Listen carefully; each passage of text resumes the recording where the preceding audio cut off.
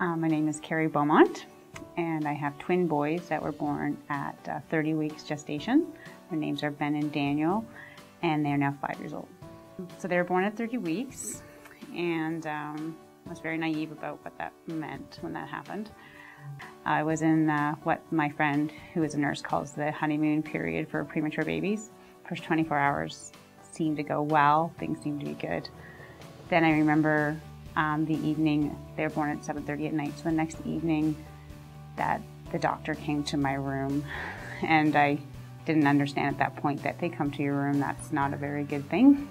My son Ben was very sick. He had 2 clots lungs, fluids, so they needed to place drainage tubes for each lung, and he was put on a ventilator. We lived in New York. My boys were born in the Bronx, and we didn't have any family. We'd only just moved there, and I didn't know how I would deal with the fact that if I had to have one child in the hospital and one child in at home that you can't bring to visit, it doesn't work that way, that I didn't know how to deal with that. Well, Daniel just decided that he would be a pain and not come home, so they both stayed in the hospital for 57 days.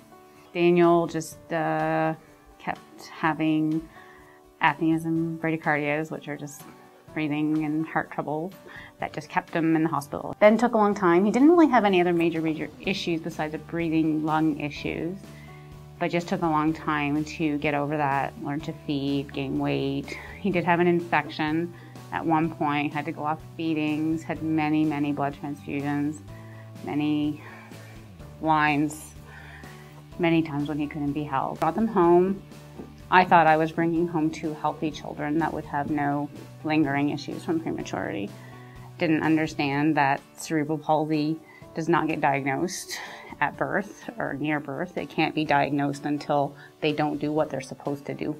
I am grateful that I did not know that Ben's chance of having cerebral palsy was extremely high. The type of brain damage that Ben has means almost 99% of the cases that he's going to have cerebral palsy. I had no idea.